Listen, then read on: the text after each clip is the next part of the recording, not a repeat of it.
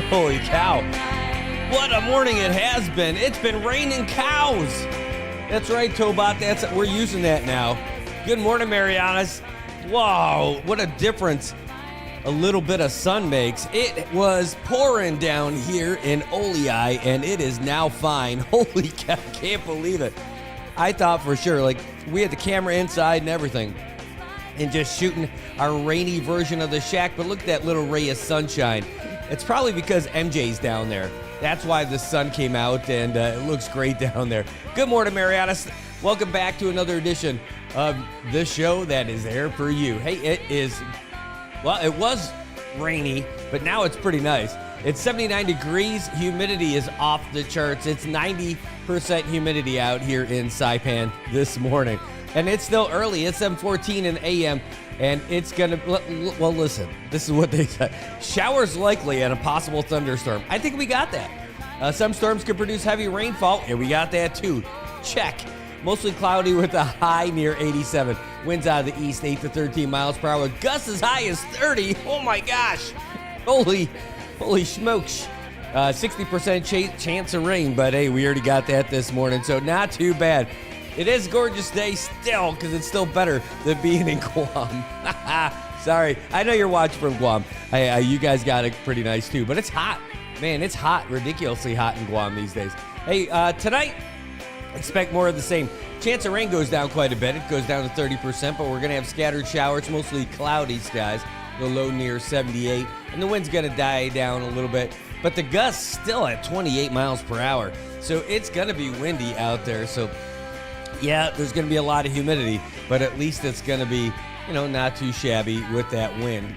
Tomorrow, we're going to have scattered showers again. We're just hoping that tonight it doesn't rain, because we have a battle of the undefeateds tonight, and we're not going to want to miss that. That's right. We're going to have the Padres at 4-0 take on the Bandits at 4-0 in the battle of two of the last undefeated teams in the Saipan Baseball League. These two guys are leading the way for the baseball in the CNMI. And there's a lot of teams who are out there who are pretty good and everything like that, but these two guys are two of the best. The Bandits and Padres, both 4-0. Check this out. Bandits, 47 runs they scored so far this year against 19. Padres scored 57. They have allowed the fewest runs in the entire league. They've only allowed 7 runs. So we're going to see how good that defense is tonight when they go up against the Padres. You know who doesn't have a problem with offense? The Cardinals. The Cardinals won last night 18-3 over Blue Sharks to improve to 5-1 on the season. They've now scored 81 runs in 6 games and allowed just 20. Holy smokes. Holy crackers. Those guys are really good. And I'll tell you, Blue Sharks, they're struggling this year. This is not their year. But hey, they got a lot of new guys. They got a lot of old guys too, but they got a lot of new guys on the team. There's first-year players on the team. They fall to 0-7. They've scored 30 runs on the season and allowed 107. They're in triple-digit territory. Cardinals are too, but they're going in the other direction. Ew. White Sox, on Friday, they had a rainout game from last week. Talked about Blue Sharks again. They had a couple of rough weeks. 25-9 they lost in that game against the White Sox. White Sox, though, move up to 2-3. They are climbing. They are climbing up the charts for sure. So here's where we're at right now. The Bandits at 4-0, Padres at 4-0, Falcons all at 4-0, right? Then you got the Cardinals at 5-1. Sandlot, Braves, Blue Jays at 3-2. Royals at 3-3. White Sox now at 2-3. And then you got D-Niners and Bears at 1-4. Natives at 0-5. And then Blue Sharks. The Blue Sharks are going to have a rough season. Every team's going to make it to the playoffs, so they got that going for them. Yikes. All right, somebody's going to get the bye. Who's it going to be? We're going to find out. So tonight, like I said, big game between the Padres and the Bandits. Tomorrow night, Natives and Falcons. And Thursday, we're going to see those White Sox again taking on the Braves. So the rest of this week is really good. And we're going to have good games next week, too. But this is week 9 for the Saipan Baseball League, and it's looking good so far. You're not going to be a bad thing. Hey, and if you're a big fan of the of other sports, you're in good luck too. Hold on, because I'll tell you, if you're a Dallas Mavericks fan, this is not the season for you. Oh, wait,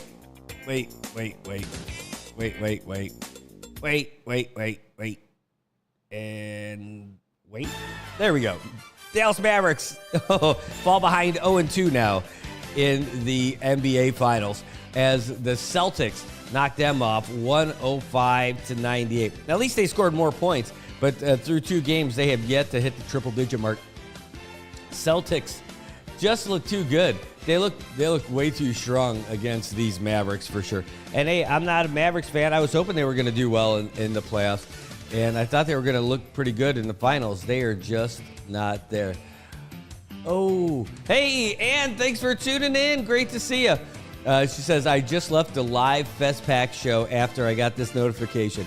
That is why you are a super fan. I'm so glad that you are here. It's great to see you.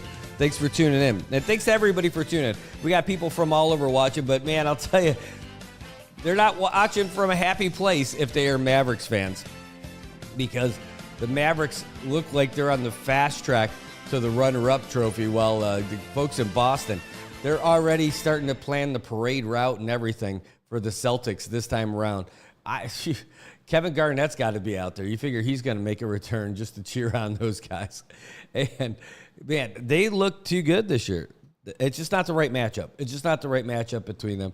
And on the other side, though, the Panthers looked really good against the Oilers in Game 1 of the Laddie Cup Finals. Yeah, it's not the Stanley Cup Finals if you're living out here in CNY. It is the Laddie Cup Finals. Thank you, Ann, for that one. Panthers opened up this series hosting the Oilers and hosted them nicely with a 3-0 little beatdown. We're going to see how that's going to go for them, too. They play Game 2 today at 10 a.m. Chamorro Standard Time. That's got to be the only Chamorro Standard Time update for the Stanley Cup. For the NHL, they're probably not used to that. And, hey, that's something we got nobody else has. Your Laddie Cup Finals happening right here on the Good Morning Marianas show. Hey, I want to let you know that you can call in with your comments and your questions throughout the entire show. Our number is 670-789-2323. 789-2323. That's the number for our show. We want to hear from you about what's going on. And we have, I got some great clips today of stuff that happened at the legislature yesterday. That's right. Mayor Camacho was on there talking about his budget with the House Ways and Means Committee. And he was not particularly happy with, getting the budget reduced, and go figure, that happens. People get upset about that. But what he had to say about DPL Secretary, we'll do that in a little bit. But first, let me get you all caught up with what's happening in the U.S. and all around the world with the headlines from the Associated Press. AP News. I'm Ed Donahue. Testimony is wrapped up in the federal trial of Hunter Biden. Here's the AP Sagar Magani. Jurors in Delaware have started deliberating whether the president's son is guilty of charges over a revolver he bought 6 years ago when prosecutors say he was addicted to crack. They claim he lied on a federal forum that he was not illegally using or addicted to drugs. In closing arguments, a prosecutor told jurors to focus on the overwhelming evidence against Hunter Biden and disregard the gallery, which included First Lady Jill Biden. Hunter Biden's lawyers have tried to show he did not consider himself an addict when he filled out the form. Sagar Magani, Washington. The UN Security Council approved its first resolution endorsing a ceasefire plan between Hamas and Israel. Barbara Woodward is the UK ambassador. The situation in Gaza is catastrophic, and the suffering has gone on for far too long. The resolution urges Hamas and Israel to fully implement the ceasefire terms without delay and without condition. A massive fire broke out this morning at a 4-story apartment complex in Miami. This man, Joel, and his family got out. His goal? Trying to get out, just trying to get out. Yeah. Because the whole time, during the middle of the fire, I heard like a small bang, and I'm assuming that, one of the structures just came down. So I just got desperate and screamed like, hey, we're still up here, come on. Arriving first responders in Miami also found a man with gunshot wounds at the scene. He was taken to a hospital. He's in critical condition. Police in Miami say the shooting is part of an active investigation. A closely watched Alzheimer's drug from Eli Lilly, donanemab, won the backing of federal health advisors, setting the stage for the treatment's expected approval. The Dow finished up 69 points. This is AP News. A software malfunction is causing a Chrysler recall. Chrysler is recalling more than 211,000 SUVs and pickup trucks in the U.S. The recall covers certain model year 2022 Dodge Durango, Ram 2500, and Ram 3500 vehicles. The National Highway Traffic Safety Administration says they may experience a malfunction in their anti-lock braking control module. That could result in a failure in stability control and increase the risk of a crash. Chrysler is unaware of any related injuries or accidents. Dealers will update the anti-lock braking control module software for free. I'm Mike Hempen. His office as Pennsylvania Democratic Senator John Fetterman was treated at a hospital for a bruised shoulder after a car accident over the weekend. He was later released from the hospital. It happened on an interstate in Maryland. I'm Ed Donahue. AP Sports, I'm Steve Carney. The Boston Celtics will head to Dallas with a 2-0 lead in the best-of-7 NBA Finals thanks to a 105-98 win over the Mavericks. Drew Holiday led the way with 26 points and 11 rebounds in the victory. Game 3 is set for Wednesday. Baseball's London series finishes with a split as the Mets take a 6-5 win over the Phillies in the second game of the set by scoring 3 runs in the top of the 9th inning off Phillies closer Jose Alvarado and getting out of a bases-loaded jam in the bottom of the frame. Carlos Alcaraz earns his first French Open title. He defeats German Alexander Zverev in a 5-set final, 6-3, 2-6, 5-7, 6-1, 6-2.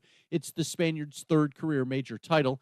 And Scottie Scheffler shoots a 2-over-par 74 final round at the Memorial, but it's good enough for a one-shot victory over Colin Morikawa for his 5th PGA Tour title of the year.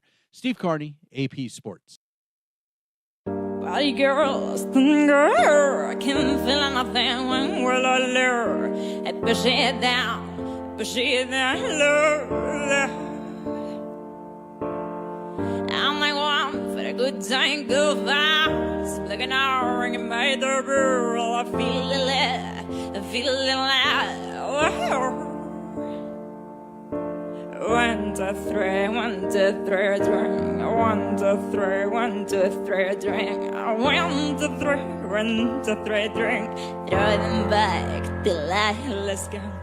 I'm gonna swim from the chandelier. These are not the highlights from our song contest that you can be a part of. So bad. Oh, man. Hey, that's all right. Welcome back. It is Tuesday morning here. It is June 11th. That part was great. Hey, did you know Ring of Fire 2 takes place this weekend on Saturday? That's right. The doors open at 3 o'clock at the Garapan Roundhouse as Ring of Fire 2 gets underway.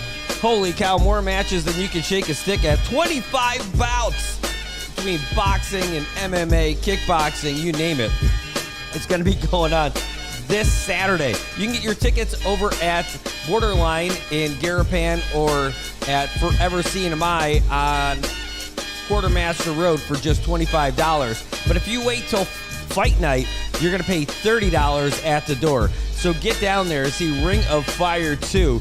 Cookie Alvarez putting on another fight fest over there at the Garapan Roundhouse. I'll be there, and you should be there too because it's going to be great. You can't want to miss something like that. I mean, anytime we got something big happening, anytime there's a fight or big events, stuff that Cookie's putting together, you definitely want to be there. We talked about it yesterday when we had Cookie on the show, and it was really cool. I mean, it's gonna be a fight fest. You don't want to miss it. And that's the main event right there. Shane Peekaboo Alvarez taking on Isaac Tiger Heart Crisostomo out of Guam. That's the main event. And there's also a co-main event. There's all kinds of featured fights. Again, doors open at 3 o'clock. Fights start right away at 4 p.m. You don't want to miss it. The Ring of Fire 2. Again, tickets, you can pick them up down at Borderline for $25. Go down the Quartermaster Road and go to Forever CNMI. Get your tickets for $25. But if you wait till fight night, it's going up to $30. You don't want to miss it, guys. I'm telling you, it's going to be great. Looking forward to seeing what we've got going on with those guys, because Cookie and those dudes, they do it right every single time. And it's a lot of fun. And it's a full night of activities.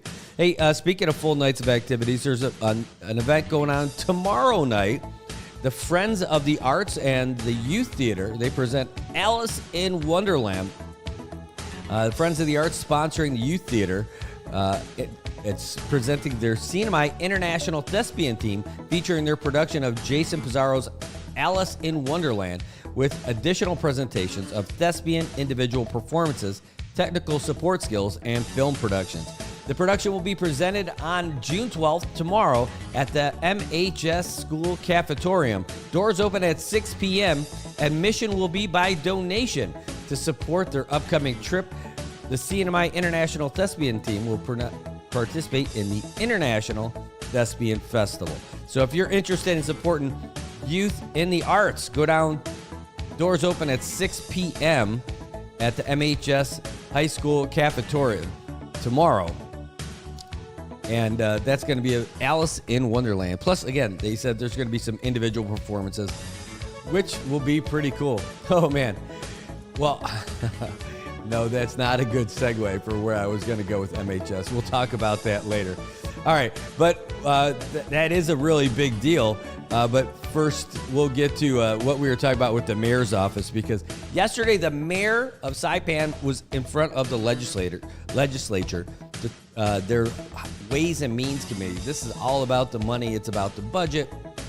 And the mayor, not too happy about having a reduced budget, and go figure, he wasn't, but neither is anybody who is receiving some lower funds for their budget for the upcoming year. Well, yesterday, the bigger deal was that the mayor was asked a lot of different questions, and one of them was about what's going on with the coral, because, you know, the mayor of Saipan takes care of tons of the side roads, the secondary, tertiary roads that we have in Saipan that aren't paved. They even do take care of some things that are paved, but he gets so much of an allotment at the local quarries to be able to go and repair some of those roads. My road's one of them, and his guys do my roads all the time. In fact, they did a great job just recently. Just a few weeks ago, they came by and redid the road. So, Sidus Maasi and Gili South, thanks so much. That road was great. Well, it was great up until we started getting some of the heavy rains. It's amazing how quickly the roads deteriorate, and that's why the mayor's got to be out there all the time. Not just him, but I mean, going out there, regrading the roads, bringing down the compactors, flattening everything out, and all that. Well, he had a little tussle with the Secretary of Public Lands asking for more stuff, and Public Lands Secretary said, hey, we got a contract with the quarry. Says, hey, it's a limited amount. You can't just take whatever you want whenever you want it. He's like, hey, give me some support. Well, yesterday, when asked about how things are going with, actually, I don't think he was actually going right into it. He was speaking with Congressman Manny Castro, who talked to him about a great trash pickup program that he had just done in Precinct 2, because that's his precinct. And the mayor went with it, a different direction, because he started talking about the roads. My favorite part about it is looking at the reaction of Manny, Representative Manny, and Representative Marissa Flores right after. I think she really appreciated it. I can't believe we still got that screen on there. There. All right, so let's transition. I want to show you this video from the mayor. I just want to share with you, as the mayor, I'm not in that office to fight. Yeah. I'm not in that office to build, dislike. I want to build friendship. But I shared this to the governor over the weekend.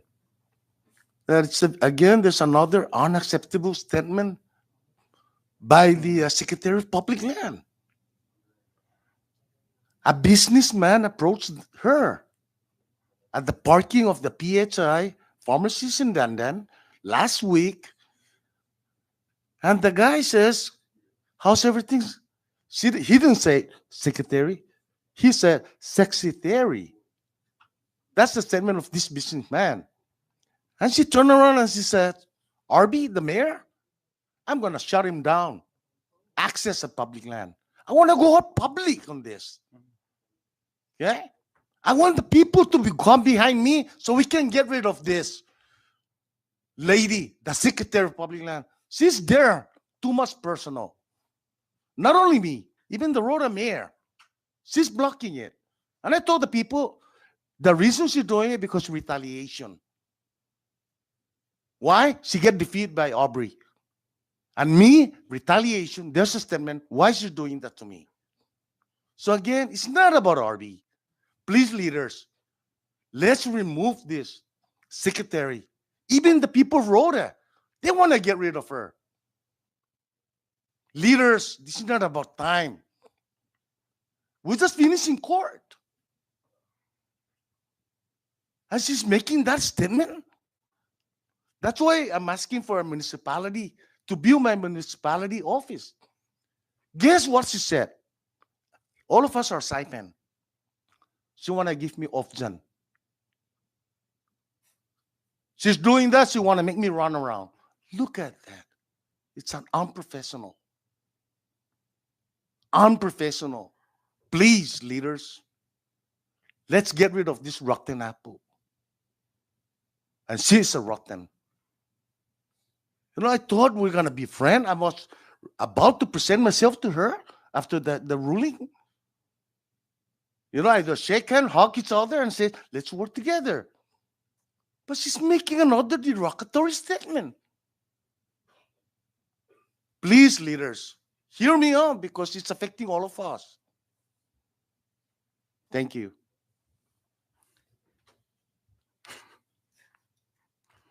Thank you, Mayor. I hope she's listening. I'm going to go back to Precinct 2.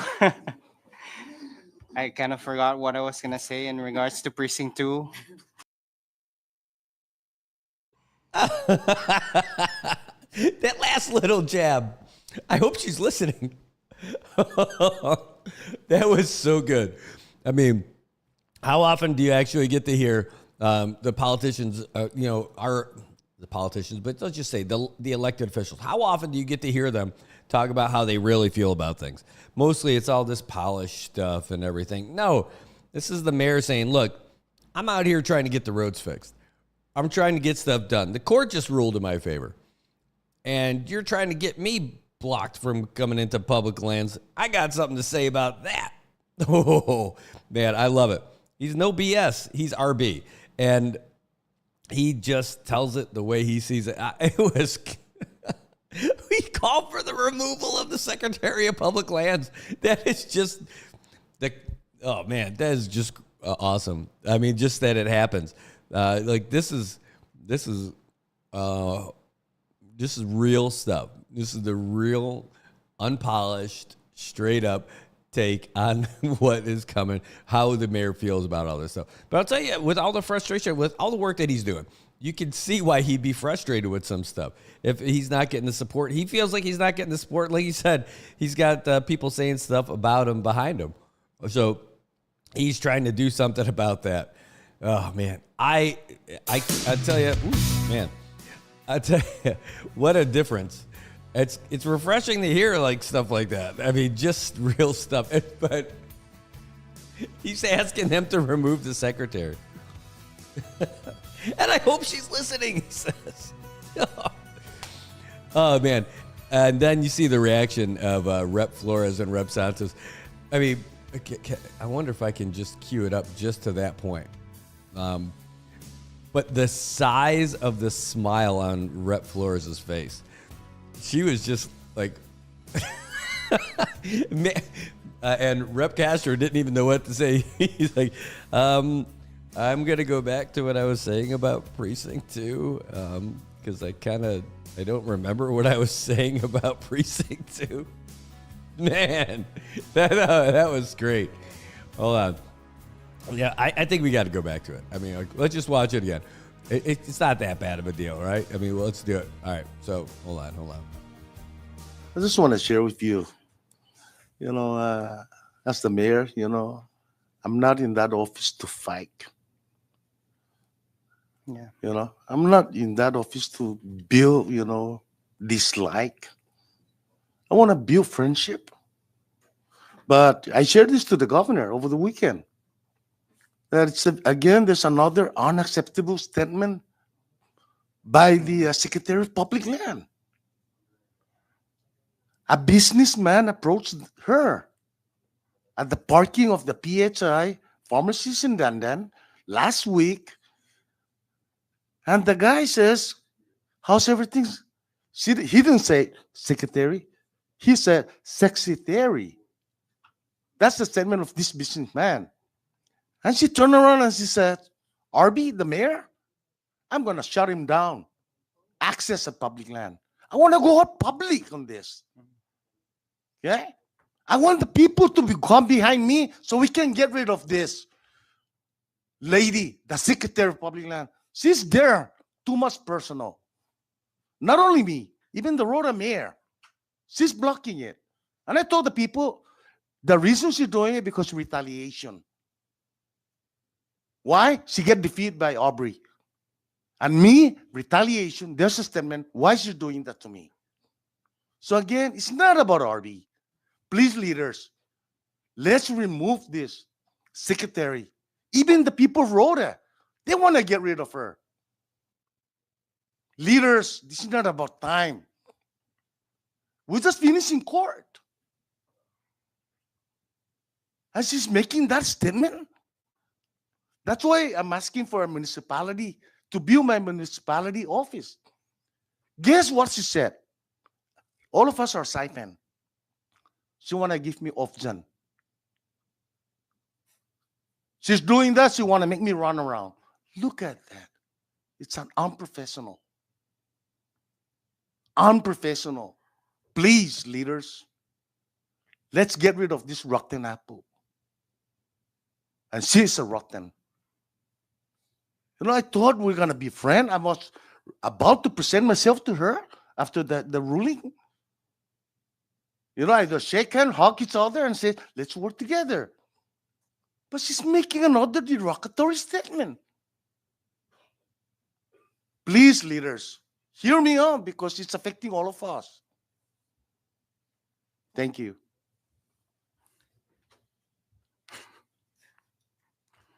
Thank you, Mayor.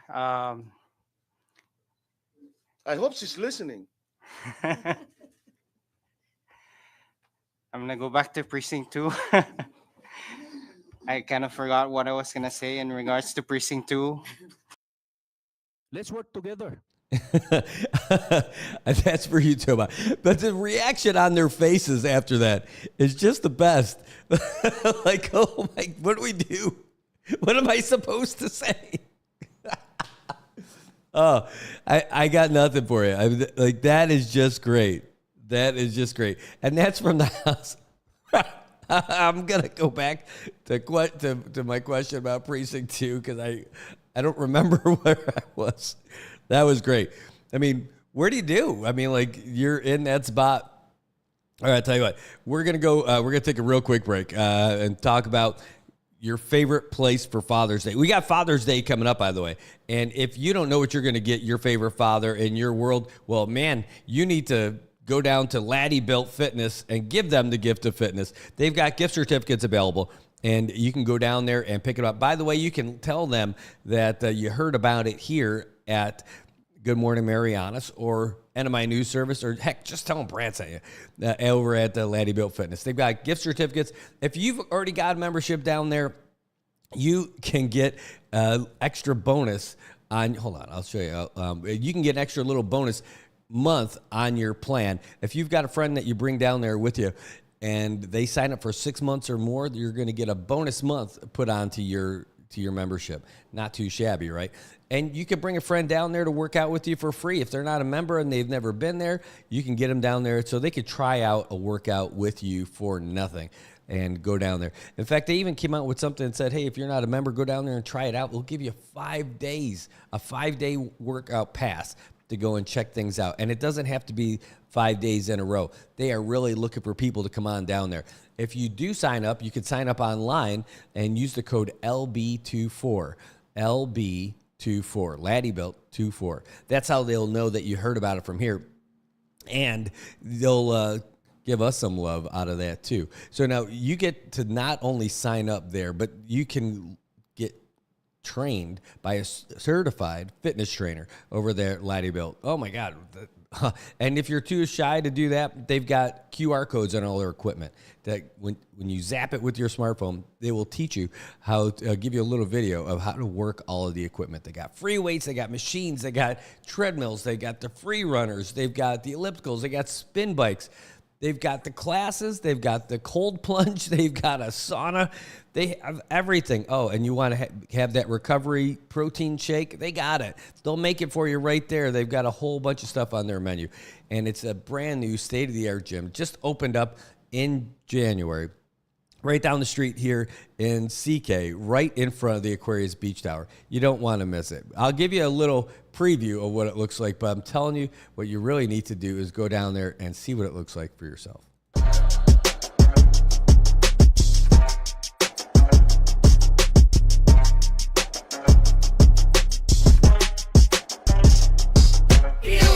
Where discipline and vision is built. We lead by example, persistence to build. Be the inspiration, they witness the proof. We do what we do by the rules in the book. Be a Lottie where discipline and vision is built. We lead by example, persistence to build. Be the inspiration, they witness the proof. We do what we do by the rules in the book.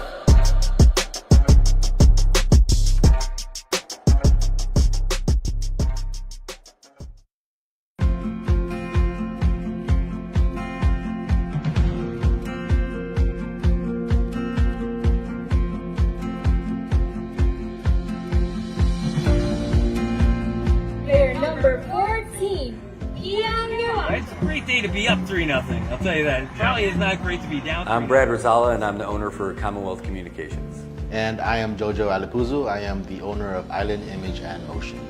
And this is our joint venture, Sideline Studios. This whole concept that we have of doing all these live stream productions and covering news and doing live shows and everything, it wouldn't happen if we didn't have a great partner like IT&E, someone who could handle the bandwidth and provide it and then get us what we need when we need it and then be a real partner for us for all the events, whether we're doing live sporting events, broadcasts. All of these things happen because of our partnership with IT&E. With IT&E providing us with the fiber and point-to-point and even the MBRs, it's just a great piece of equipment to use when we're broadcasting our sports, our events, our performances, especially our cultural performances. And it's just great to share our culture here in the Marianas with the world. And IT&E has been there from the get-go. The thing I like best about working with IT&E is how willing they are to come out and find a solution. Even for Liberation Day, we thought we had a pretty good solution for our live stream setup, and it turns out that we did not have the right setup that we thought we needed. That day, just before the parade, reached out to Paul and said, here's our situation. What do you think? He's like, we're gonna figure this out. While he's sitting there barbecuing, getting ready for the parade to start, he starts burning up the phone lines, calling everybody in IT&E, what can we do, what's the right solution? They left their families to do this stuff and get us the equipment that we needed to broadcast live.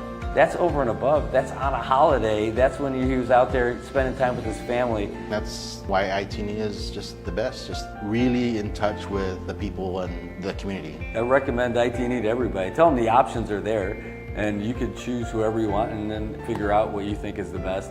But when you're ready, when you're tired of having your calls disconnected or not having service, then you reach out to the guys from IT&E.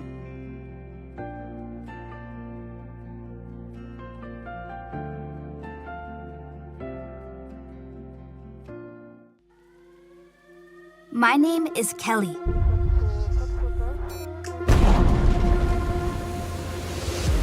I've never been good at giving up. And that's okay. because I have big plans. This might sound crazy right now, but someday, I will be the captain of my own ship. This is the captain. I'll steer through new waters, and I'll stand up to the biggest storms. Me and my crew will fight back against the toughest enemies. I'll lead the sailors on my ship my way. And together, we will always do what is right. I'll show the world any girl can be a captain. I'll show them that I am enough. No matter what comes my way, I'll stay the course. Because history won't remember those who took the easy way out. My name is Kelly, and it means determination. My love full story, it may sound very gay. Girlfriends say I'm loser, scared tomorrow lose her. Memory no more, cry like baby. Say bye-bye, I become single guy. Girlfriend, find another. Find another like Taylor Swift. Oh, we break up today. I think I okay.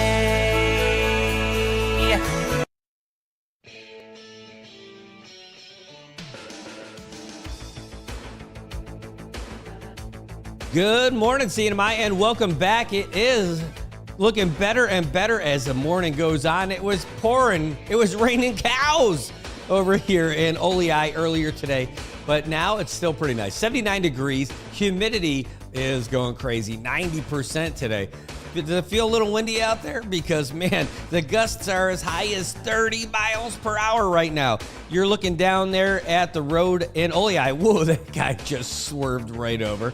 And that's the Shack Cam. That's right. Go down there, get yourself Saipan's best cup of coffee. If you don't think so, well, then you haven't been down there because they've got something that nobody else has. It's called love down there at the Shack. Good morning, everybody. We're having a great time over here as we are rocking into the next hour of action-packed news and views. Here, you want to give us a call, jump in on the conversation. The number here is 670-789-2323. 670-789-2323. All right, there you go. You got the numbers. You know how to call us. And, man, I'll tell you, interesting stuff in the paper today. And it's a story that we covered here first because we were actually part of covering some of it. Hey, good morning from Guam. Peiling, good to see you. And so we're down there and covering this stuff. We didn't actually go there, but we ended up getting a phone call. And that's how we got all wrapped up. I got a message on Facebook from this guy out there in Malaysia saying, hey, do you know this guy? And Marv, I just saw your comment. I forgot what to say exactly. So this guy messages me out of the blue saying, hey, I heard you know this Dave Fromm guy and that you know he did some stuff in Saipan. I'm like, yeah. Okay, so what's up with that? So apparently, this is a guy who used to be a band teacher here in Saipan at MHS. There's nothing apparent about that, right? We knew this. This guy was an MHS teacher here. He was a band teacher. He had a lot of friends here. People knew him all over the place. And turns out the guy was a big creep, right? So there was an allegation when they came back from the Tumon Bay Music Festival. There was an allegation by one of the students that they saw him shooting like an upskirt kind of video of one of the students while she was sleeping on the plane coming back from Guam. Creepy stuff, right? So after that happens, he gets suspended. This is all the word of mouth stuff, but at least he was definitely suspended. He told his friends here that he didn't know why he was suspended from school. And if that didn't send up red flags right away, then I don't know what does. Because if you're getting suspended from a government job, they have to tell you why you're being suspended, right? So he knew what the deal was. So he ends up being suspended while they look into this. And he hangs out for a few days, packs up his stuff, and see you guys, I'm going home. He leaves, disappears, right? Now, this is before any search warrants. This is before any arrest warrants, before any formal charges. He's out of here. Disappears, right? So one thing he didn't do was turn off his Facebook stuff. So we found out that he was in Malaysia because people were tagging him when he was performing at like local bars, making money playing music and stuff like that. And that's how we found out where he was.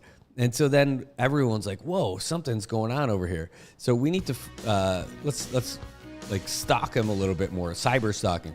Found out that he was tutoring students while he was there. So we looked up that the people that he was working for and said, hey, look, this is what happened here. Here's the allegations here. In fact, they were going to serve him his arrest warrant, but he left. And so we told him about the allegations and everything. So that lady there lets him go. Says, okay, you can't work here anymore. Turns out he ends up landing a job somewhere else, befriending other folks. Because like I said, he's one of those guys who can fit in. He seems really likable. All his friends here, nobody knew he was a creep. Not like that. They just thought maybe he drinks a lot. Turns out, creep. So the message I end up getting years later from that guy, getting back to the beginning of the conversation, says, hey, do you know this Dave Fromm guy? Because one of our friends gave us your contact information. In fact, one of their friends was that lady that I messaged saying, hey, here's all the details. And they said that, hey, Dave apparently shot video of our daughter as she came out of the restroom, like after her shower stuff. Oh, just turn your stomach kind of stuff. They caught him in the act. They got his phone. They started going through it and everything. They turn it over to authorities. Anyway, he ends up getting arrested in Malaysia, goes through the whole court process, and these folks still message me and let me know, hey, he was guilty. And we posted that stuff here. We put it in the regular NMI news service feed. And so he gets arrested. He's got some jail time. He's got some fines and everything. Well, Malaysia doesn't want to deal with him anymore. So the U.S. extradites him. Low-key, federal law enforcement officers here go out, serve him in Malaysia. He gets extradited. They bring him back here. These charges were sealed by in the U.S. District Court here. And after they got him, they unseal it and bring him back here. Now, they end up doing this because this guy's been on the run for a long time. And he's not been able to renew his passport because he didn't want people to know where he was. In fact, that was one of the things when he did get arrested over there that he got arrested for, was overstaying as well. So he got all kinds of charges. Well, Malaysia doesn't want him anymore, so they're not going to keep him in jail for a couple of years over there. They're just like, no, U.S., you take him. Well, U.S. is us now. It's here, and he's going to be facing charges for that alleged stuff that he did over at MHS. So, fun fact, which isn't fun at all, just gross, is that they went and continued to search his classroom, his old place, and everything. After he left here and went to Malaysia, the local law enforcement went and searched through all his stuff. Allegedly, they found camera equipment in the restroom that he had in his office at the school, like in the speakers. So he was doing like bathroom cam stuff, allegedly, with students while he was there at MHS. And all that stuff is going to be part of what will come to light in the trial. Now, the trial is set to take place, I think, in August, but that's probably going to get pushed back because his court-appointed attorney is going to have to get all kinds of experts and stuff like that to come in and start talking about it, but and investigate all these digital files and how do you prove it and all that stuff. But either way, now the guy's in our Department of Corrections. Not sure how he's going to fare over there. But again, people who are like, people whose judgment you would trust thought this guy was just a regular guy and part of it. So it just goes to show how people like that can just kind of assimilate into a crowd and into their little group and everything like that. And you'd never know. And it happened here to all the folks here. And who knows if anything happened at anybody's house with anybody's kids here. Nobody alleged anything except for what we were just talking about with the school in his trusted position as the band instructor at the school. But in that case there, in Malaysia, the people who reached out and told us about it, they were friends with this guy for a couple of years, and they didn't know anything. All of a sudden, they found a phone with a video that started from looking at himself as he set the camera down. I mean, and then apparently it fell over, so he had to readjust it. And you could see him and all that. That's what they told me when they called or when they messaged, and then we did a call. It's creepy. And now this guy's here, and he's in the hands of the U.S. justice system, and we'll wait and see how that stuff goes. And we're going to pay attention to it. It's going to be in U.S. District Court. He's up on federal charges here, and where he goes from there, nobody knows. I can't imagine there's going to be a lot of sympathetic ears with the local jury here. And again, Malaysia just wanted to get rid of him. They didn't even make him serve any time. They said, U.S., you want him? You got him. I kind of feel like he would have had more of a rough go if he would have stayed in jail in Malaysia. Like, if you just let him serve his sentence there and then get him afterwards. I mean, wouldn't that be a better way to go about it? You know, I think he got a pass out of it. You know, he got a break because he didn't have to serve his jail time. Now, he was in jail for a couple of months. I think he got arrested in February. Or at least it happened in February. But he spent about a month or so in jail. And now he's back in Saipan in the Department of Corrections.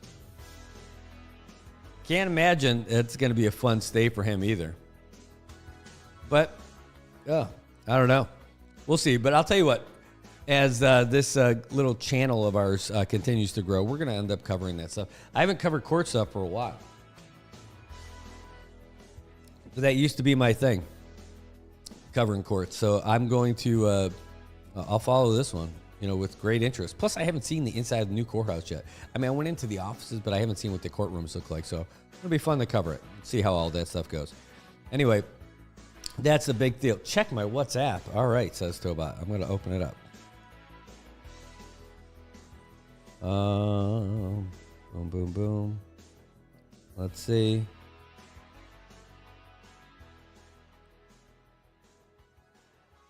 All right. Well, hey, thanks, Tobot. Appreciate that message. I'll message you right after we get off the show, and we'll figure this stuff out. Because again, we're talking about this. Oh man, I always get the wrong one. This little tinted spot behind us. That's what the whole window thing is going to look like here in just a little bit after Tobot, the tint man from Dan, gets his hands on it. All right. So hey, look, it's 8:00. Let's get you the latest update from the United States and around the world with the Associated Press headline news. We do it every hour. AP News, I'm Ben Thomas. Jury deliberations underway in Hunter Biden's federal firearms case. He's facing 3 felony counts, accused of lying on a gun purchase form about his drug use. Julie Walker sums up the closing arguments. Prosecutor Leah Wise told jurors to focus on the overwhelming evidence against Hunter Biden and pay no mind to members of the president's family sitting in the courtroom, including First Lady Jill Biden. Defense attorney Abby Lowell told jurors the prosecution did not meet its burden of proving its case beyond a reasonable doubt.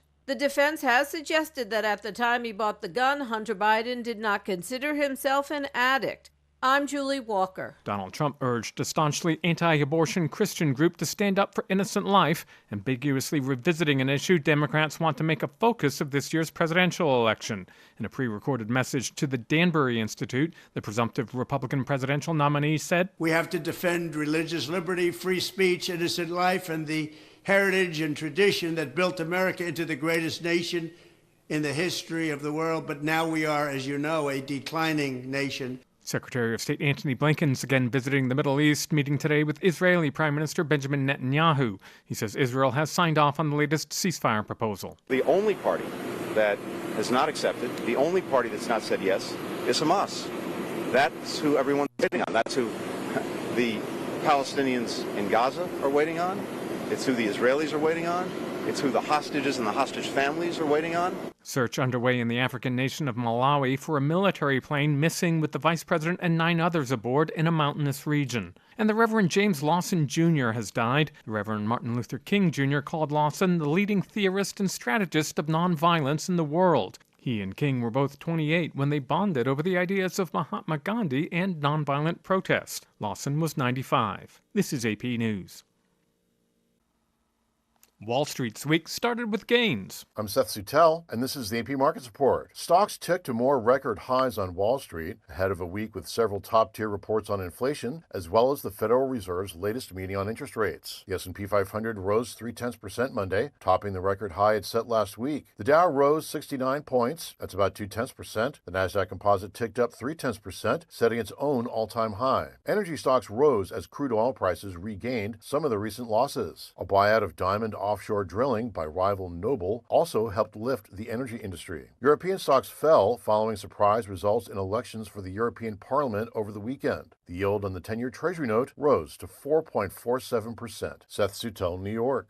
And Apple's jumping into the race to bring generative AI to the masses, previewing an array of features for iPhones and other devices at its Worldwide Developers Conference. I'm Ben Thomas, AP News. Thanks for listening. For every generation, it has started with the call to serve. Discovering the purpose and the belonging earned with the title. Learning to dig deep and push through adversity together. Defending our nation and its people. It is a life of great worth and reward. But Marines are never really finished serving. Their commitment comes full circle, visible in communities across our country. This is Semper Fidelis, always faithful, always Marine, marking a path for the next generation.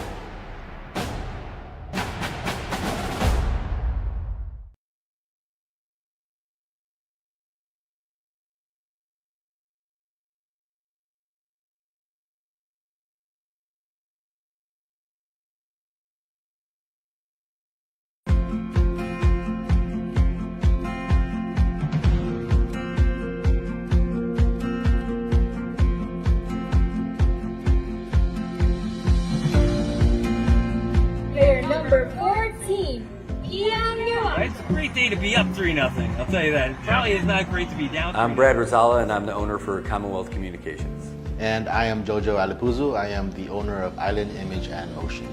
And this is our joint venture, Sideline Studios.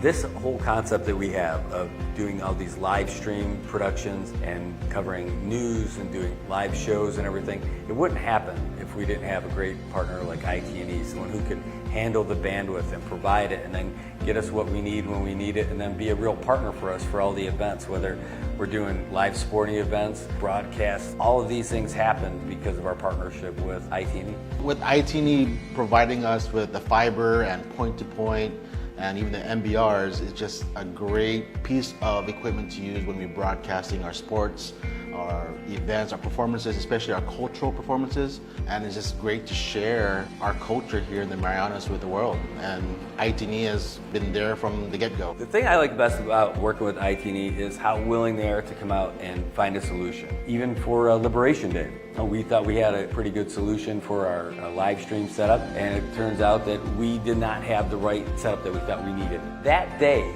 just before the parade, reached out to Paul and said, here's our situation. What do you think? He's like, we're gonna figure this out. While he's sitting there barbecuing, getting ready for the parade to start, he starts burning up the phone lines, calling everybody in IT&E, what can we do, what's the right solution? They left their families to do this stuff and get us the equipment that we needed to broadcast live. That's over and above. That's on a holiday. That's when he was out there spending time with his family. That's why ITNE is just the best, just really in touch with the people and the community. I recommend ITNE to everybody. Tell them the options are there, and you can choose whoever you want and then figure out what you think is the best. But when you're ready, when you're tired of having your calls disconnected or not having service, then you reach out to the guys from ITNE.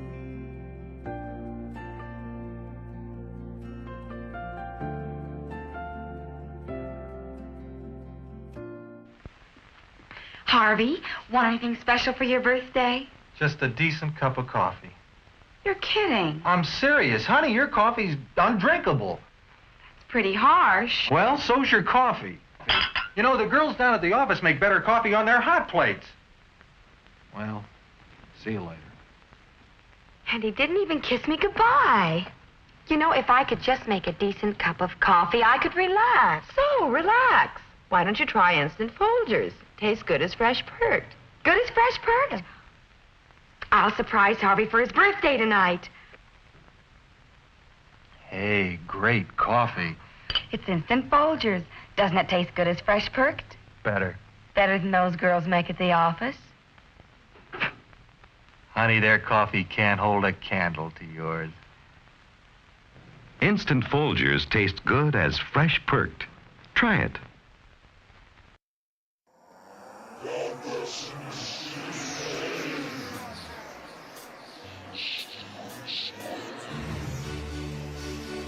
All right, good morning, CNMI. Good morning, Marianas. Good morning, everybody. It is 8:09 in the AM, and we have some great stuff on tap for you today. Maybe not as good as that Folgers coffee that is doing pretty well.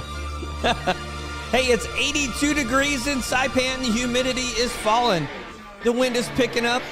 And so is traffic. It's a great day out here. We can't ask for anything better. It's a beautiful day out here in the Marianas. Where else would you rather be than right here, right now? Thank you, Marv Levy. Hashtag Go Bills. Hey, a heck of a day out here. Get you caught up with some of the other headlines that we have going around out here in the scene. And I want to say congratulations to Jose Kiyoshi. That's right.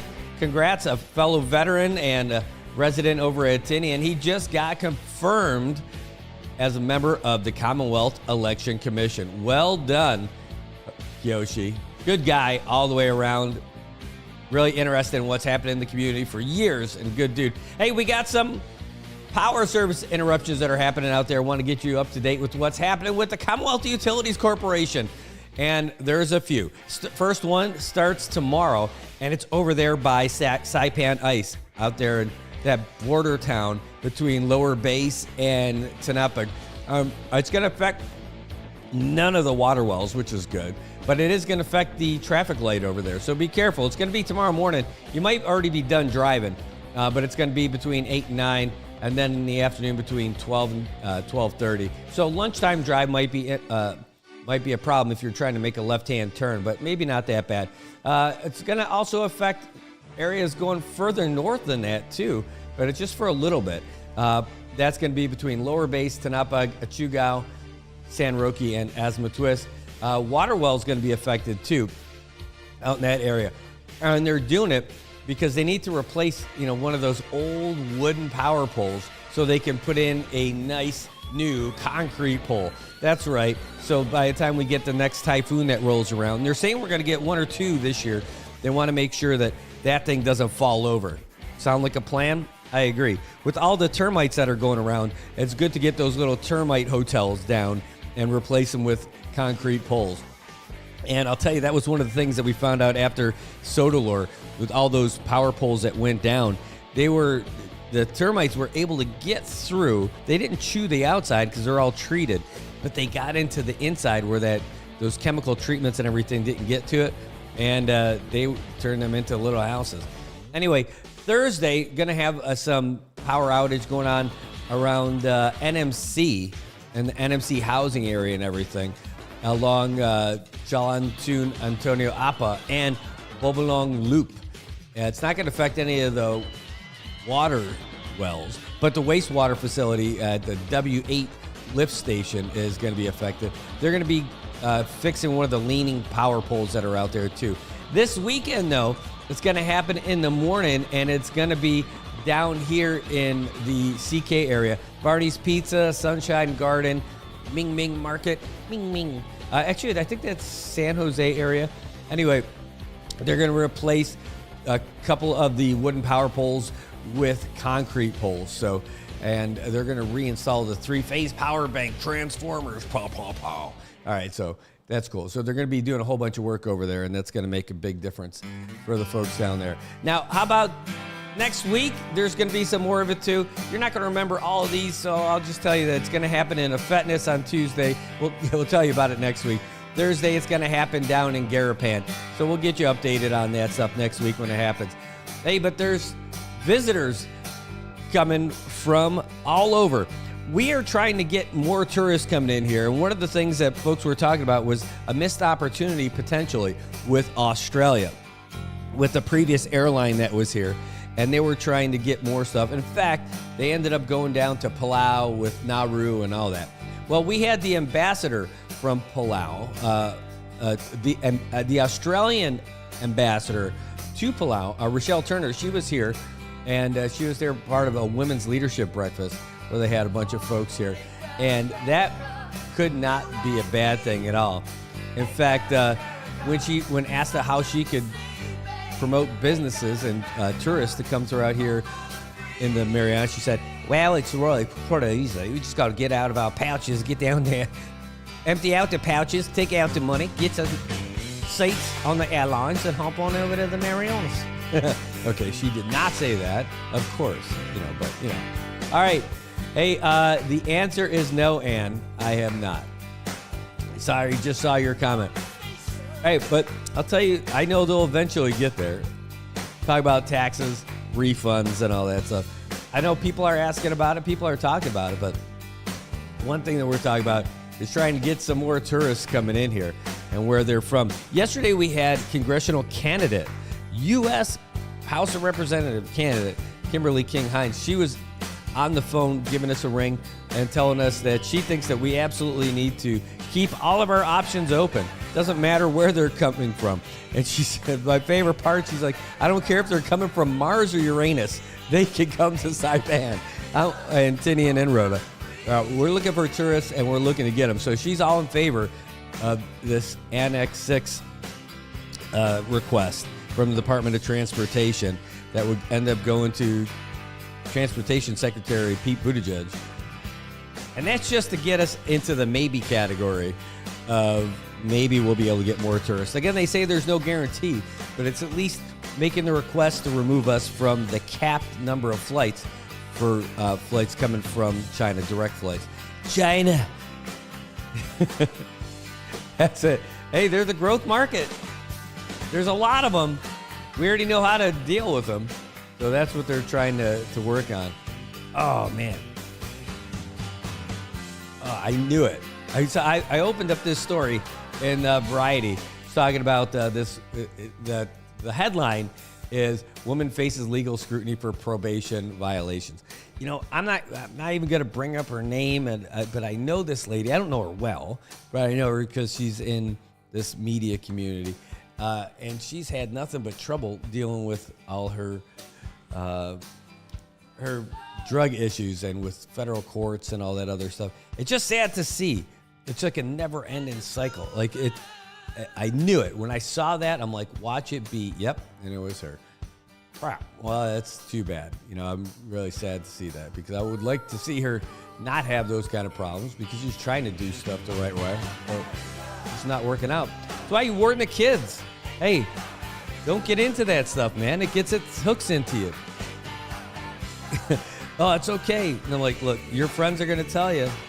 Hopefully you don't have those friends, but somehow, some way, you're going to bump into somebody who's doing drugs. That's it. And they're going to say, just try it once, man. It's awesome.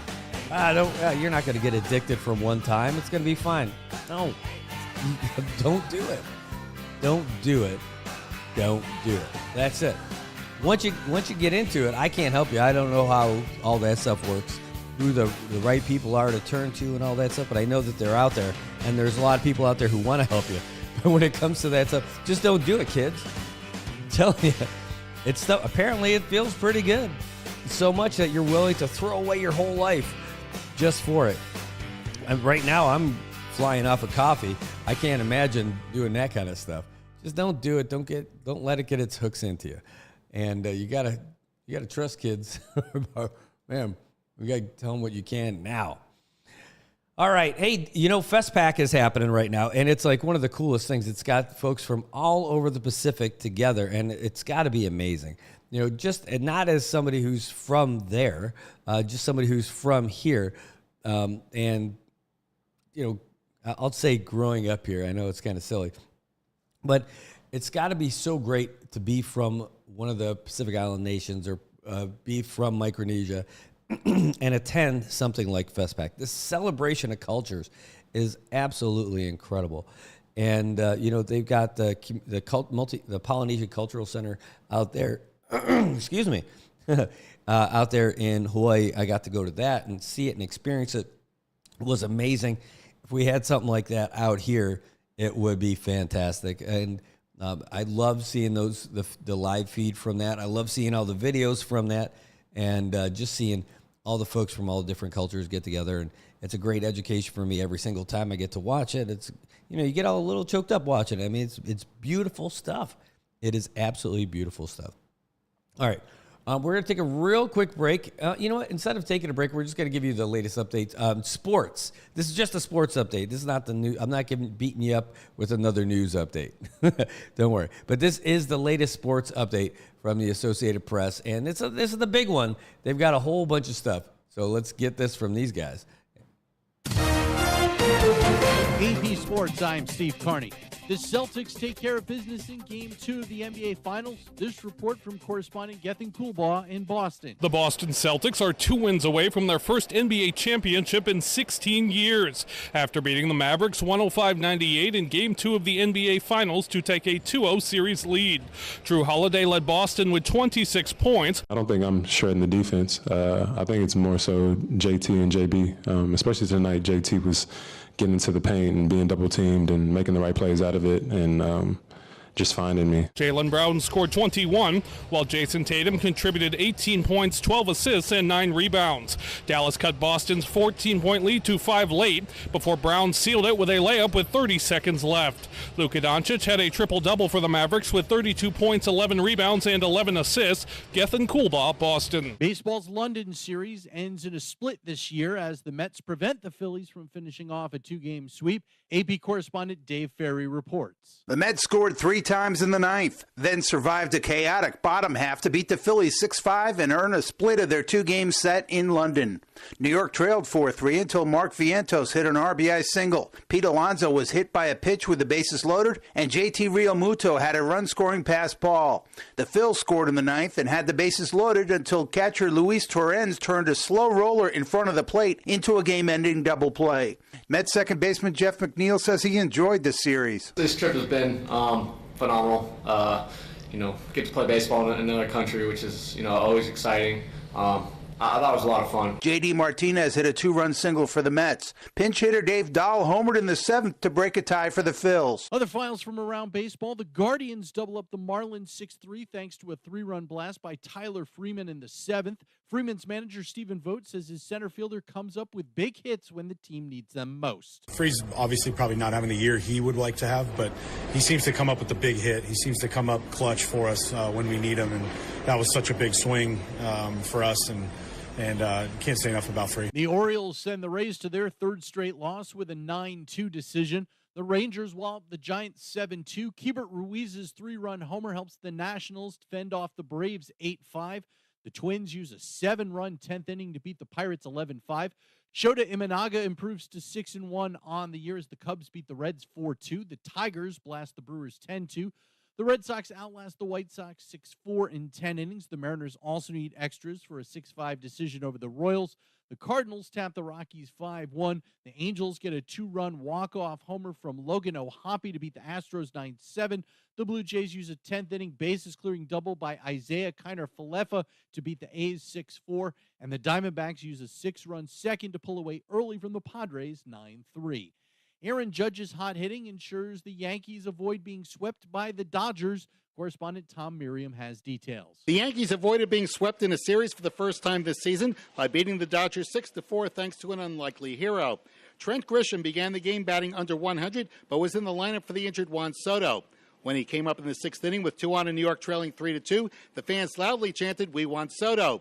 But Grisham then blasted a 3-run homer off Tyler Glasnow to give the Yanks a lead they never relinquished. Aaron Judge later added an insurance run with his major league leading 24th home run of the season. The results weren't what we wanted for the series, but for the guys to come out and answer tonight against one of the best pitchers, like I said, in the game, that speaks volume. Judge hit 3 homers in the series, as did LA's Teoscar Hernandez, whose sixth inning blast off Luis Gil had given the Dodgers their short-lived lead. It was the first time in 8 starts that Gil had given up more than 1 run. Carlos Alcaraz earns a French Open title in dramatic fashion. Scottie Scheffler holds on for another PGA victory, and Kyle Larson finds himself back in victory lane. That and more is coming up after this. 22-year-old Carlos Alcaraz of Spain reaches a milestone at the French Open as his 5-set victory in the men's final over Alexander Zverev of Germany, 6-3, 2-6, 5-7, 6-1, 6-2, gives him his 3rd major championship. Alcaraz also becomes the youngest player in men's tennis history to earn a major title in each of the 3 playing surfaces, clay, grass, and hard court. The top-ranked player in golf snares yet another title. Correspondent Graham Agars has more. Well, number 1, Scottie Scheffler started the day with a 4-shot lead, but in the end had to grind out a 1-shot victory at the Memorial Tournament hosted by Jack Nicklaus. Scheffler closed with a 2 over 74 on a very difficult Muirfield Village layout, and at 8 under finished just 1 shot clear of Colin Morikawa. I'll look back fondly on today, being the battle that it was. Colin was playing some really good golf. He hit a lot of quality shots today, and he was a tough man to beat for sure. It was Scheffler's 11th career win, but more significantly, his 5th in just 8 starts this season. The last player to win 5 events leading into the US Open was Tom Watson in 1980, and Scheffler now heads into the National Open as the overwhelming favourite. Kyle Larson returns to his home state and finds himself back in victory lane. Correspondent Jerry Jordan reports. Coming off a week where he was excused for his absence in the Coca-Cola 600 and making him eligible to contend for the NASCAR Championship, Kyle Larson drove to victory lane at Sonoma Raceway, his 3rd win of the season. My mindset has not changed at all. So, I race to win every single race. So, I haven't really thought any differently since missing Charlotte. He held off veteran road course racer Michael McDowell, who just could not quite get to the front after running in the top 3 throughout the day. I think we had a shot at contending there. We just didn't go our way. So unfortunate to come home second, but thankful at the same time. McDowell was followed to the line closely by Chris Buescher in 3rd. To the WNBA as the Liberty continues their winning streak and keeps the Mystics winless. More from correspondent Jane Ferry. The Liberty had to battle before beating the Mystics 93-88, putting New York in the Commissioner's Cup title game on June 25th. There were 17 lead changes before Kennedy Burke drained a 3-pointer to make it 80-77. Jonquel Jones poured in 29 points as the 10-2 Liberty earned their 7th straight win. I think we lock in and we take it to another level. I think our area of growth is going to have to be just trying to find those moments a little bit earlier in games to get out of those situations. Sabrina Ionescu had 19 points for the Liberty, who host the Commissioner's Cup title game against the top team in the West. Washington's 0-12 start is 4th worst in WNBA history. Jade Melbourne had 21 points for the Mystics. Elsewhere in the WNBA, the Mercury need 24 points from Brittany Griner and double overtime to beat the Wings 97-90. Kayla McBride drops 32 on the Storm as the Lynx win 83-64, and the Sparks bust the Aces 96-92. Steve Carney, AP Sports.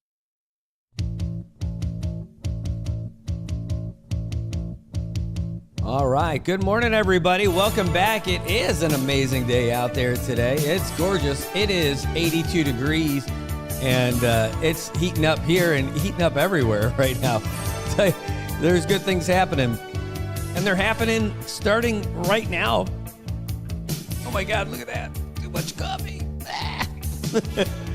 Hey, we've got the IRT is happening, the Integrated Readiness Training happening all across the Marianas.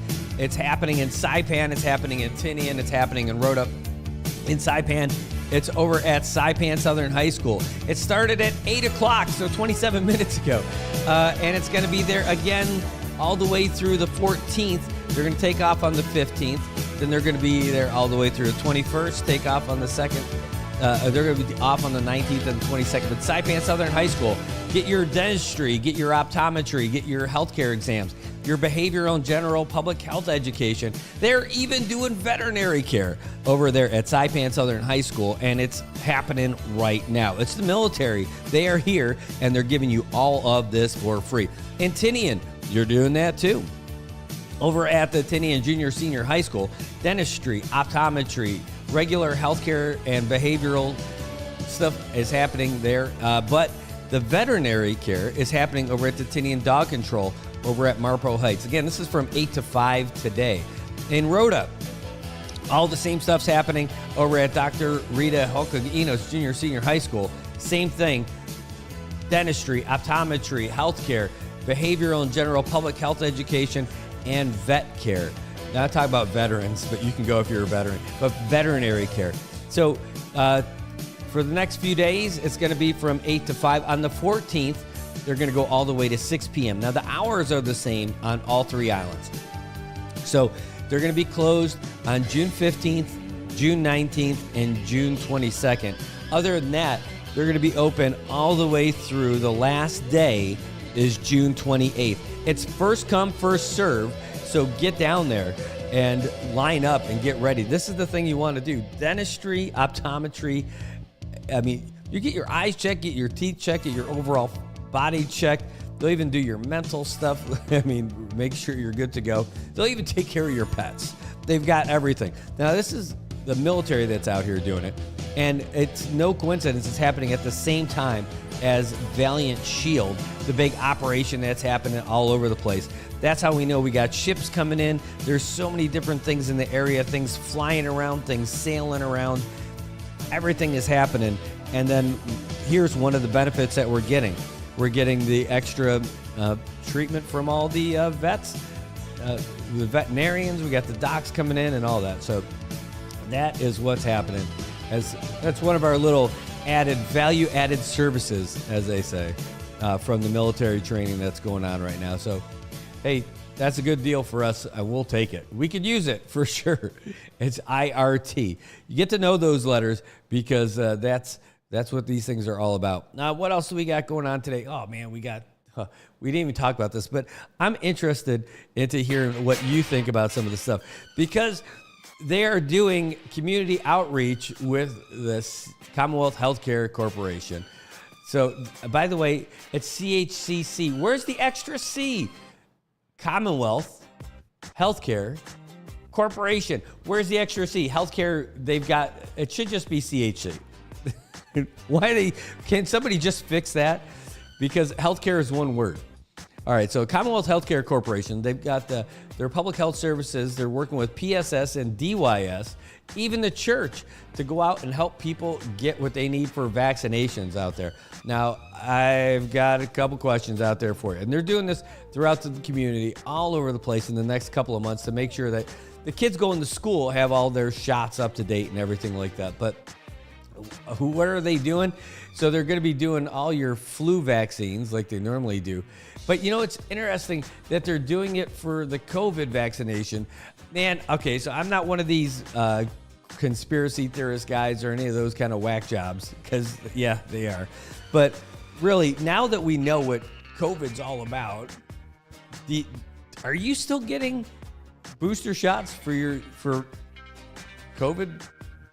I don't think people are still doing. I mean, are they? I do still see people wearing masks from time to time, and I think they're just being nice, sick people stuff, not COVID stuff. But like, that's a question. I want to get all crazy on it, and you don't have to come out and tell me about like how the space lasers and all this other stuff. But what do you think about this? Like, are you still going out there and getting a COVID vaccine? Like, again, you are. So like, the last one I got was in November of 21. And that's it. Now, I mean, I was on board for getting it and everything like that, but like, because it was supposed to be like a big life-saving thing. I've gotten sick since then. I probably got COVID since then, but like, I would never get another one because same reason, like I don't get a flu shot because, you're going to get the flu anyway, so it's going to be fine. I was totally in favor of getting the COVID vaccinations at the beginning. I'm not anti it right now. I'm not saying that, but I just don't think it's something that you need. And I'm not a doctor, of course, but I don't think it's something that you need. Now it's just something that's around there. You're not hearing about people dying all around the world from this stuff anymore. It was a big pandemic. It happened. The humans as a species adapted to it, and people aren't dropping like flies from COVID anymore. That's all that stuff that we heard about when it was really happening. It was a thing then, and now it's not really. So I'm surprised when I hear people would get it. Like, I wouldn't have my kids get it, the COVID vaccination anymore, or the booster shots or any of that stuff, because there's no need for it. It's not this killer virus that we all thought it was back then. Again, the reason why people were doing it before was because you were just trying to, you're trying to minimize the effects of when you did catch it, right? Because you knew it was going around and all that stuff, and that's it. Now it's just not a thing anymore. I know you can have the conversation about there's a pandemic. No, I'm not that guy. I'm just saying that that evolved, we evolved, and people got it, and it's not a killer. I was there when the military was here, and we were having our meetings with FEMA, and we had regular conference calls with public health, and they were saying that there was going to be thousands and thousands in May of 21, 6,000 cases they were predicting, right? And we had 2. And then when we finally did get it, it was really the old people that really killed, and it was sad, that they got it, but they got it, and they were sick. They were already suffering from other stuff. So basically, it got people who already had other stuff going on. I'm not going to purport to be some expert on this. I'm not telling you what to do, certainly. But I am curious to know if people are still doing it. And I see that you're still getting it, and that's cool. I'm curious, for folks who get it now, and COVID tests. I remember seeing something that they still have tests that they're giving out and stuff like that. I was sick, and I was sick, I don't know, let's say it's a month ago. But it was actually more than a month ago. Let's go back a couple months ago. It was pretty good, and it did a pretty good job on me. I was pretty sick a couple months ago for about a good week, and then, I was still coughing again for probably a few weeks after that of just getting whatever it was out of me. And they're like, oh, did you get a COVID test? I'm like, are you kidding? What would it matter if I got a COVID test now? I literally don't see a purpose of it. This is not 2020 or 2021 when everybody's freaking out about it and everyone wants to do the right thing for their community and all that other stuff. But it just doesn't seem like it's a thing anymore. It's not that killer thing that everybody was worried about. It's just not. I mean, that is the thing. There's no pandemic anymore, and COVID's just a flu essentially that you get. You can get a flu vaccine. You can get a COVID vaccine if you want, but I just can't see getting it anymore. That's just me. If you're interested, if you get it, why do you get it? What would be your motivation to do it? Tobot says the pharmaceutical industry was just overstocked and they tried to get rid of it by giving away shots. Yeah, maybe. There was an awful big push to get it made. I mean, that wasn't cheap, right? They wanted to get it done early. And I was it. I mean, I was all in for all that stuff. Like I said, I got my 2 shots and I got a booster shot. And again, it was November of 21. That's the last one that I ended up getting. That's when I was in New York. And by the way, when I went to New York back then, I was surprised how many people weren't wearing masks and all that stuff because the people were wearing them here. And it was kind of refreshing. You could still go to places and go to things. It was awesome. It seems like a million years ago, doesn't it? When people were all crazy about that. But if you are still getting COVID shots, I'd love to hear why. It's not a debate. I'm not trying to argue with you or anything like that. I'm just really curious. After you hear about it, is it still the best thing for you? I when I got flu vaccines, when I got the flu shot, I really only did it to support the people working at the hospital. Like, I remember going to a chamber meeting, and they were doing flu shots there. I'm like, all right, I'll do it. You guys came all the way here to help out and start putting out flu shots. I'll do it. You know, that's it. I never really thought too much about it. Probably because I was a pincushion when I was in the service. They give you all those vaccines for shots for everything when you go everywhere. That gamma globin shot, oh God, that thing's painful. But apparently it keeps you safe from everything, almost everything. But about as much as you can get. Oh man, actually, you know, so we got those shots. I'll tell you, going through when you get your initial vaccines, when you first show up to basic training, is when I was at Fort Benning, which is now Fort Moore.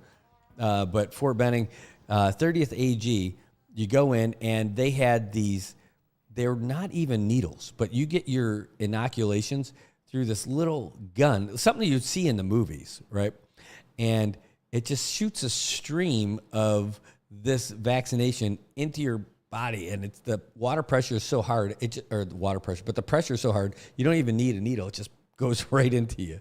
And it looks like the ugliest looking mosquito bite on your shoulder as you do it.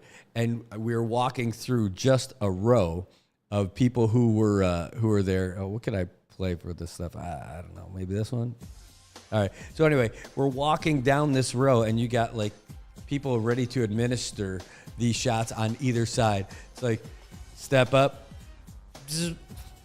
take another 2 steps, take another 2 steps, and you're doing that going through this whole row. I mean, this is just part of like, you're welcome to the Army. We want to make sure that you're inoculated from everything and that you're not getting anybody around you sick either. Here you go. Congratulations. Now go eat some food and lay down for a while, and then we'll see you tomorrow. That was pretty much it. Yay, Army days. You got all those little puffy looking mosquito bites with like the remnants of whatever that shot was kind of dripping out of you. Sounds sexy, I know. Yay. All right. Well, anyway, so that after seeing that come out from CHCC, I'm just curious who is doing all that stuff. I'll tell you what, though, if you want to find out if your kid needs shots, needs the immunizations, you can give them a call over at the CNMI Immunization Clinic at 236-8745, and they will get you squared away. Hold on one second. What do I got here?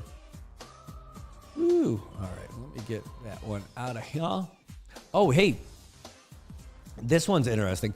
We are going to have, we just had Kim King-Hines on the show. She called in yesterday, but we are going to have current representative Ed Probst. He's going to be in here on Thursday, and so we're going to have him in here. He'll be going live on his channels. We'll cross-post it over here, too. So we'll find out what he's got to say, and that's going to be a regular thing for us to help get the word out from our candidates. And hey, this is open. We want to get other folks in. If you're interested in telling us what you got going on, you got our number. It's 789-2323. Set this stuff up so that we can get you in and you can talk about what you got going on. Yeah, it's great.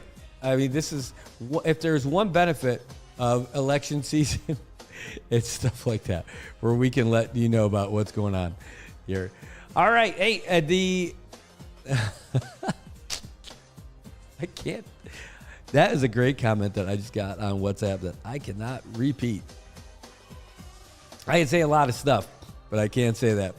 All right. On that note, we're going to take a real quick break, and I'll be back after this.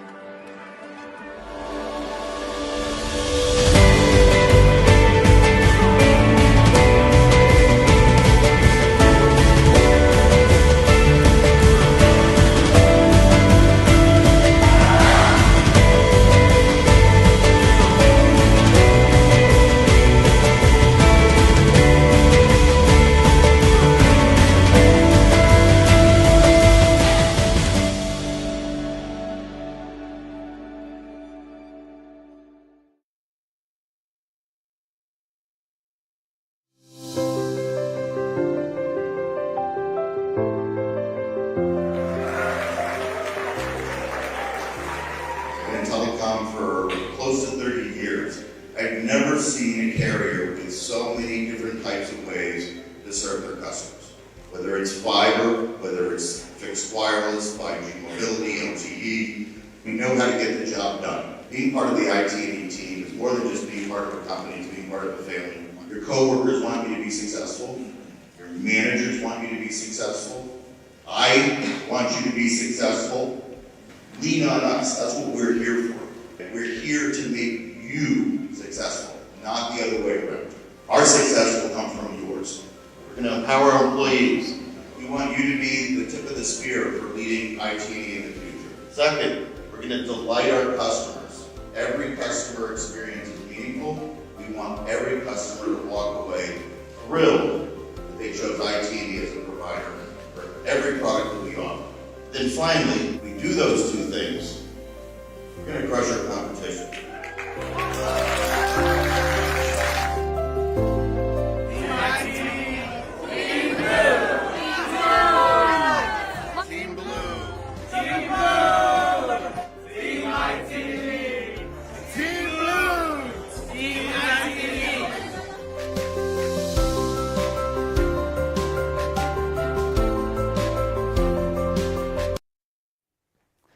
Greetings.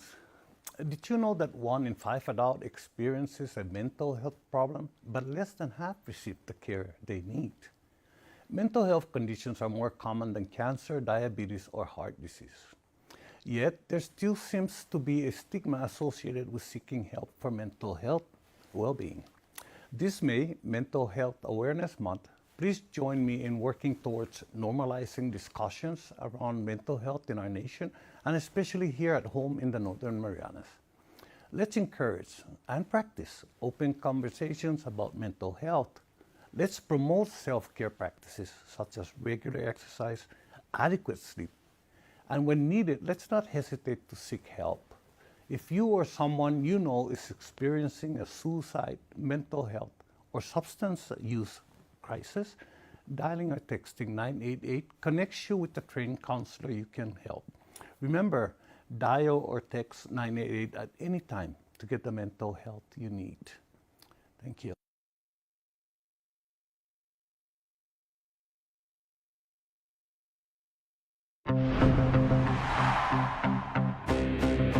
Gillette presents the Gillette Labs with Exfoliating Bar, a razor designed to take the hassle out of your routine with effortless shaving and one efficient stroke. The bar and the handle removes unseen dirt and debris that gets in the way of the blades, so nothing gets between you and a quick and easy shave.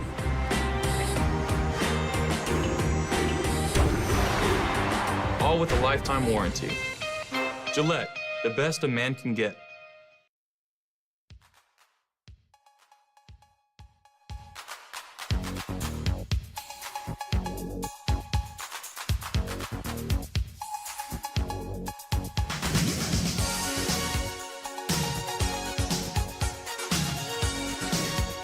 Good morning, Marianas. Welcome back. Yeah, we are in the final segment of the show. It's your show, and that's what we're here for. You can call us anytime. The number is 789-2323, where we talk about all the things that are happening in the Marianas and all around the world. It's Good Morning Marianas. We're here every single day. Well, not on the weekends. And tonight, we're going to be out there for baseball for sure. It is the Saipan Baseball League Game of the Week tonight. It's going to be the undefeated Padres against the undefeated Bandits. It's going to be a battle for first place. Somebody is going to be 5-0, and someone's going to drop to 4-1. And they're going to fall back a couple of spots, too, because you've got the... Oh, geez. Something just happened outside. I just felt this. The guys outside are doing some construction right out in front of the road and just felt the whole building shake. Oh, man. Sorry. Somebody's going to drop by, dialing in the standings quite a bit. Again, it's the Padres and the Bandits. They're both 4-0 right now. They're going to be playing tonight at 6:30 over at Tom Kopolash's field. Falcons are safe and sound. They're at 4-0. They're not going to go anywhere, but somebody's going to slide down. Someone's going to move up to 5-0 and be all alone in first place at the top of the first place charts. Cardinals moved up to 5-1, and they are just laying beatings on people all over the place. Again, they've scored 81 runs in just 6 games. Yikes.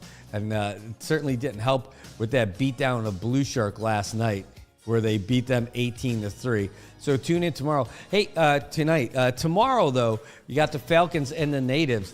So Natives, they're still looking for their first win. So Falcons probably heavily favored, you might say, for tonight. I'm not saying it's impossible, but they're favored.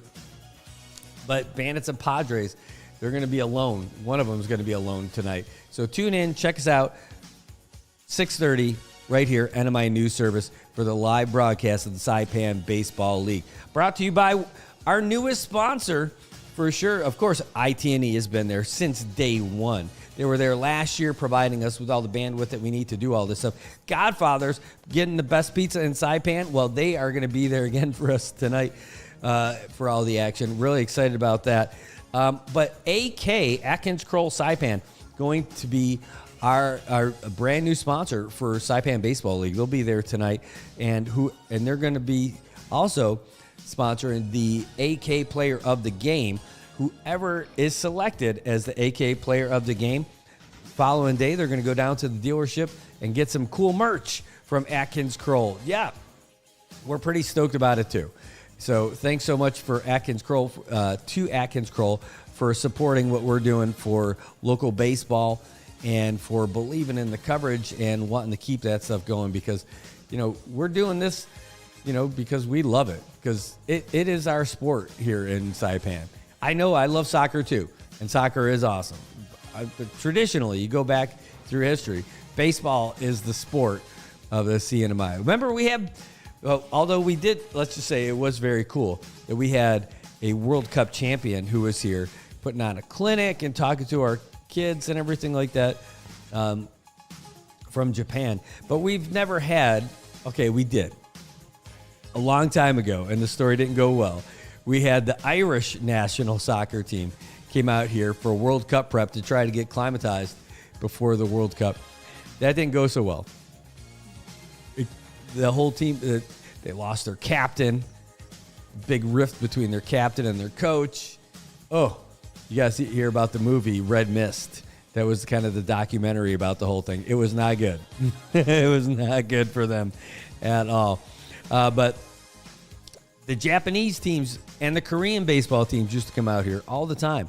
And our fans would go out there and check it out. In fact, not only would we go there and watch it, sometimes they would put on a little bit of a clinic. The Giants, the Buffaloes, the Wyverns, the Twins. Who else have been out here? Just the folks who I've seen a lot. And they would repeat out here. In fact, the Korean teams, when they would stay over at World Resort, it was really pretty cool because you'd see them oftentimes walking down the roads or jogging down the roads. They had track workouts. I think it would be great to bring them back, because right now our facilities are even better. The ballpark looks better. The track looks better. We got to be more attractive than we were a few years ago. Wait, are you still talking about baseball? Or are you saying that to the mirror all the time? But really, that's it. We got to be an even better destination for sports than we were a few years ago. I know for sure we got to be for soccer. Like, it would be great to have pro teams do their off-season stuff here, or even national teams do their stuff here, because it's not the track and field in that old field that we used to play on in Olei. For the soccer teams coming out here, we got way better facilities. Jerry Tan's got great hotels that they could stay at too. Not going to be staying at the Hyatt, so you could stay at the Crown. You could stay at any of the Elan places because they're close by too. But go figure. I'm sure they would probably go to Crown. They'd give them an offer they couldn't refuse. But you got the transportation, you got the accommodations, you got a great location. Why don't we have soccer teams coming here in their off season? The amount of what they could do for the clinics would be fantastic. But we've already had their coaches come out here, and like our former national coaches are from Japan. It'd be great to have like one of these JFA teams come out here, or the JFA itself come out here and put on clinics. So they've done that. They've done it for the youth. But if they could come out here and do that stuff, for the national team, if they could do it for the adults that play out here. Do you do it for the kids? Put on clinics. They've done the coaching stuff already. Talk about strategy and coaching theory and how they try to move their whole club in a program from the little kids all the way up to the professionals, because they end up doing that there. It would be cool if we did it like baseball. But anyway, that's all that is to say, is that baseball was the sport here. And I really still think it is. And that's why people tune in for it. And that's why people are interested in it. Again, we get tons of people who come out here and watch these games, whether mostly from here in Guam, and then tons of folks from the States, from all over, are watching these games. Baseball here in the Marianas is something. And it's great to have more sponsors line up for it. If you're interested in getting in and getting your company or your organization or anything, maybe it's you as a candidate you want to sponsor it. Go for it. We'll run your ads. We'll be happy to. We got time. We're broadcasting for hours during those games. So we got the airtime for you. If you want to do it, give us a call at 789-2323. Well, there's not a whole lot left, but I'll tell you, I had so much fun watching that video with the mayor yesterday at the legislature, talking about his absolute unbridled appreciation for the Secretary of Public Lands. And I couldn't be more facetious on that. They're literally saying that, hey, help me, please remove her.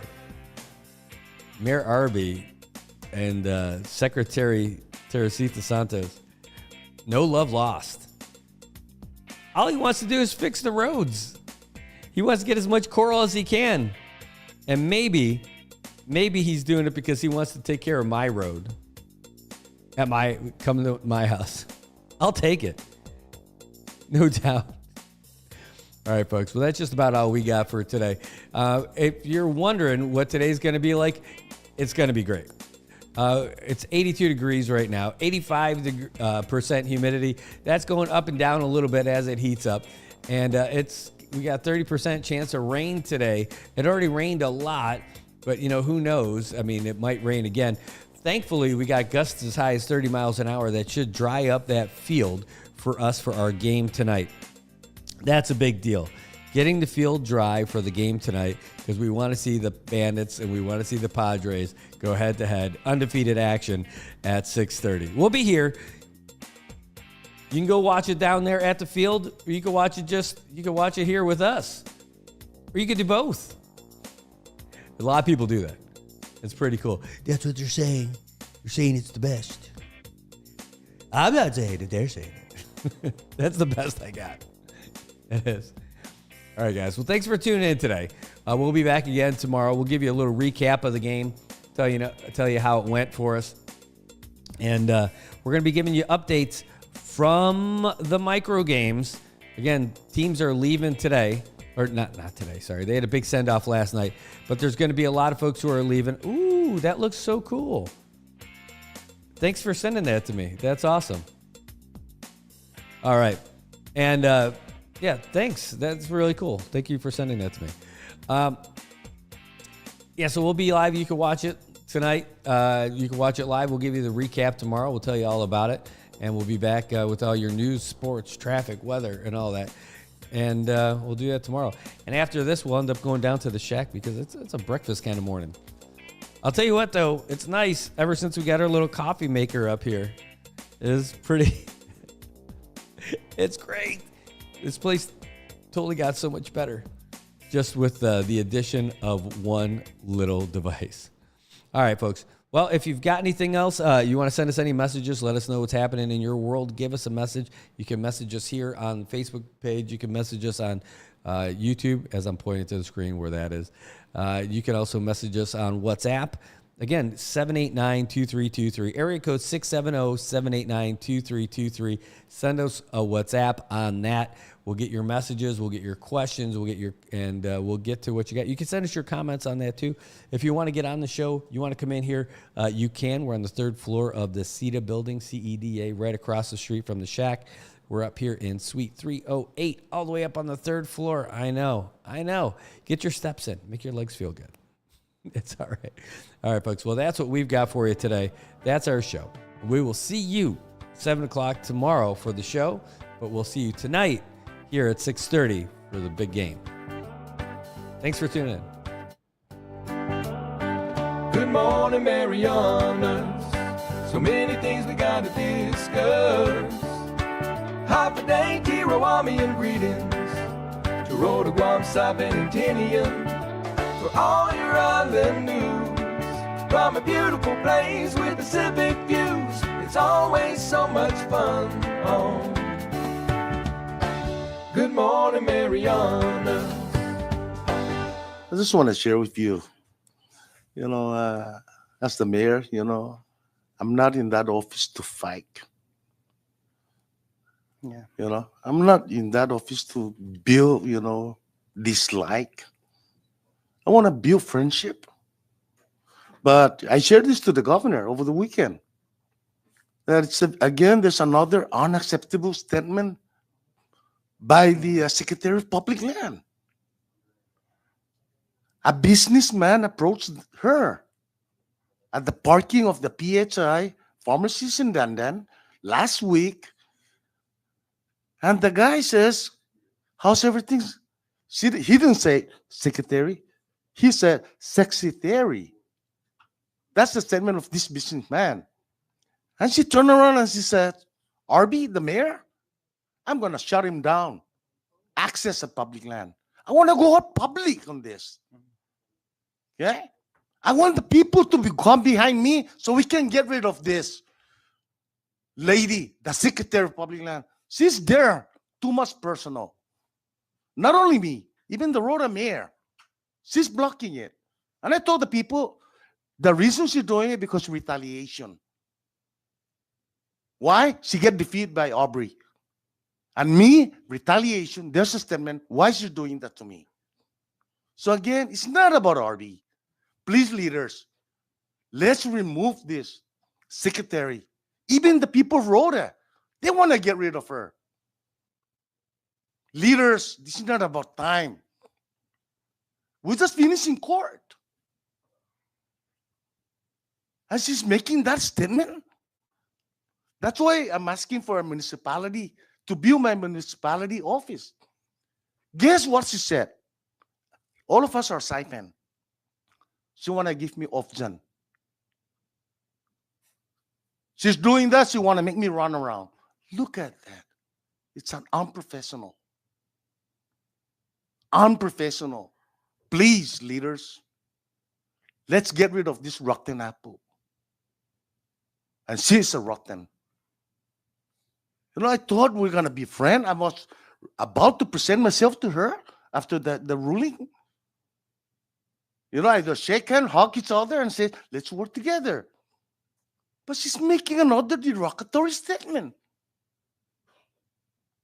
Please, leaders, hear me out because it's affecting all of us. Thank you.